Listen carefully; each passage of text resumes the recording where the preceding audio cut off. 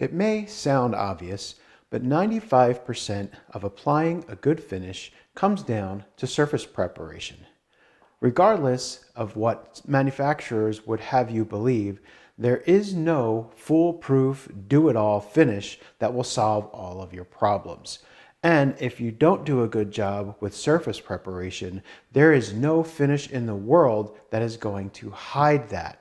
Every finish is going to telegraph through poor surface preparation. Our bench still has some pencil marks and mill marks on it in places, and all of this will have to be removed and the surface smoothed before we can apply any kind of finish.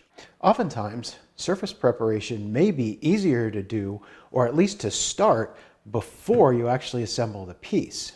However, I find that in most cases, assembly is still going to create some dents and dings and marks that are going to have to be addressed after assembly before you put any finish on. In the case of our bench, it would have actually been detrimental to the joinery to do any of the surface preparation before we did the assembly. We had our joinery nicely fit before the assembly, but if we had done any surface preparation, planing or sanding to the stretchers or to the legs, it would have made these pieces slightly thinner, and that could have resulted in joinery that was then too loose. So in this case, it was much better for us to assemble the bench before we did any surface preparation. Other projects, that may differ. In sticking with the theme of simple muscle-powered woodworking for this project, I'll do the surface preparation for my bench using several grits of sandpaper and a sanding block. And the sanding block can be a commercial version like this one. It could be a shop-made version like this one here, or it could even just be a plain old block of wood. In an effort to save you from watching me sand for an hour, I'll just try to touch on the more important points. First, I'm going to go through 3 different grits of sandpaper. Now, these boards really don't need any major leveling or heavy stock removal, so there's no reason for me to go any coarser than 120 grit. I'll then progress to 180 grit, and finally I'll finish with 220 grit. Now, I don't ever sand beyond 220 grit for bare wood. Second, I'm only going to sand with the grain. No matter how difficult an area might be to get into, I'm never going to sand across the grain, because doing so is going to leave deep, visible scratches that are going to be very difficult to remove. Finally, wherever possible, I'm going to use the sanding block. The sanding block is going to help create nice, flat, even pressure as we sand, and avoid creating low spots. Now, obviously, there's going to be some areas where I'll have to sand that I won't be able to use the sanding block, but as long as I can use the sanding block, I'm going to use it.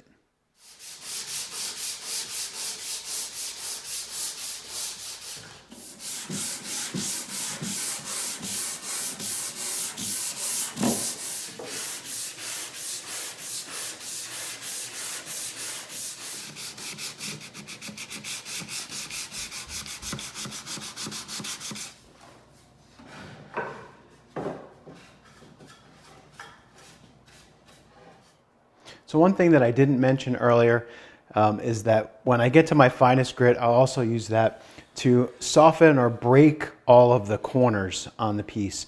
I don't do it at the higher grits because I don't want a distinct round over or bevel, but I'll use the 220 and just gently touch the corners with it, just to take the sharpness off the corners, because a very sharp corner can split or splinter.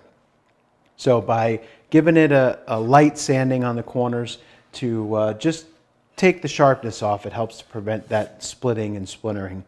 Nonetheless, this is about ready for finishing now. Just make sure after you do your sanding, you give it a good dusting to get the majority of the dust off before we move on to finishing. The options for finishing our bench are practically endless. There are finishes like the pure drying oils, like linseed oil, tung oil, and walnut oil. There are oil-based varnishes like the urethanes and spar varnish. There are spirit varnishes like shellac, which you can get pre-mixed or in flake form if you want to mix your own. And you can even use paint. And these are just the tip of the iceberg. Wood finishing can be a lifelong endeavor.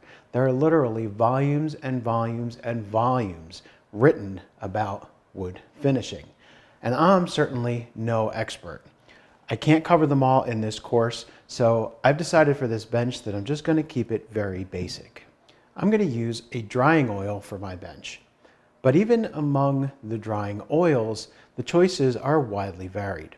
So in sticking with the hardware store, home center type theme that we've been using so far, I'm going to use boiled linseed oil from the home center. However, while the can says boiled linseed oil, it likely hasn't actually been boiled at all. Almost all commercial linseed oil has had chemical drying agents added to it to speed the drying process. You see, raw linseed oil like this takes weeks and even months to fully dry. Heating the oil to a high temperature just below its ignition point helps to speed the drying process in a more natural kind of way. So some companies use that kind of process. However, heating oil to a temperature that high is a dangerous and tricky process. So most companies don't do it. The companies that do are able to claim their products are food safe because there's nothing added to these but linseed oil. It's just heated to a very high temperature. And by just being linseed oil or the oil from the flax plant, it is a food safe finish. However, once you start to add the chemical dryers, that finish no longer becomes food safe. However, it's a much easier product to manufacture than a heat polymerized oil. The only thing needed to apply a linseed oil finish is linseed oil and a rag. To ensure minimal exposure to the chemical dryers in the hardware store style linseed oil, I do recommend wearing nitrile gloves while you're applying it. The dryers are not volatile, so respiratory protection is not really a concern, but you don't want to absorb those dryers through your skin.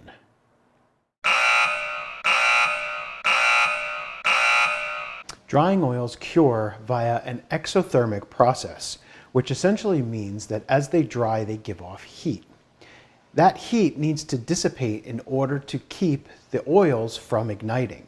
If you ball up a rag and throw it in your trash can or throw it in the corner to be forgotten about, that heat from the drying oil will stay in that rag and it will get warmer and warmer and warmer, and you run the risk of that rag igniting. Many shops have burned to the ground because of someone who has not properly disposed of oily rags. Now, my preferred method for applying linseed oil is to just flood the surface with it. So I'll just pour some out of the can and spread it around with a rag. And you want to thoroughly wet every part of the piece. So when you need more oil, just add more oil.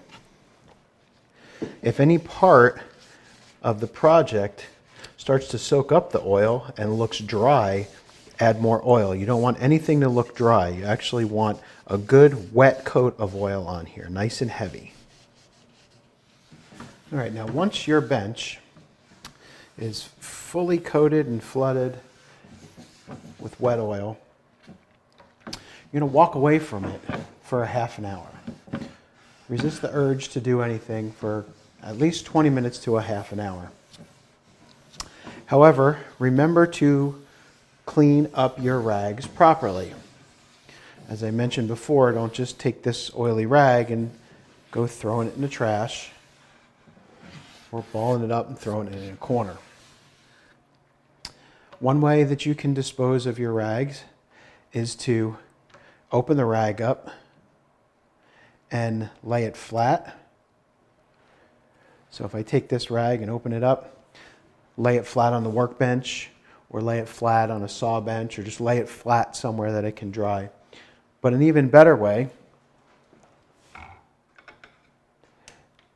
is to take that rag, put it into a container, submerge it in water. Now that's a safe rag. You don't have to worry about it catching fire. Clean your gloves off. Wipe down the can, wipe down any drips. The gloves can be thrown away because they should be wiped off and they won't have a lot of oil on them. The rag, after you clean up, then goes in the same water container with the other rag, and we'll come back in about a half an hour.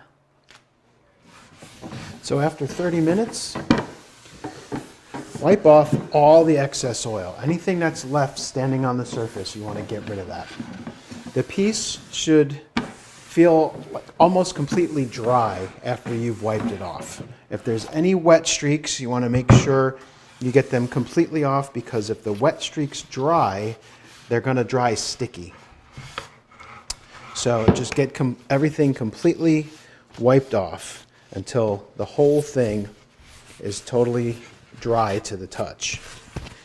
Then you want to let it sit for 24 to 48 hours.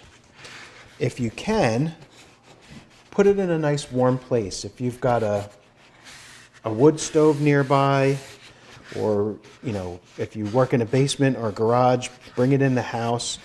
For me here, it's about 50 degrees in my shop today. So if I leave this down here, this oil is not going to cure.